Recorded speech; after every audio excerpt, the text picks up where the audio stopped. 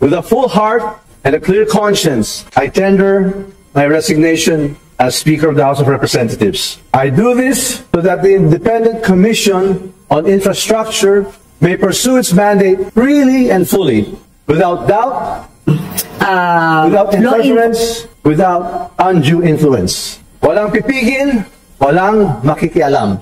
Let the truth emerge and let justice be done. No one is above scrutiny and I embrace that call. Anong ibig sabihin? Sinisisi siya sa flood control, di ba? Doon sa flood control scam. O di imbestigahan niyo siya. Yun ang kanyang sinasabi.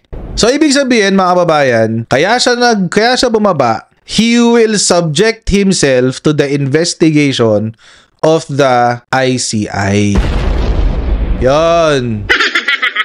Pinangalanan nyo di ba? Pinangalanan ni Diskaya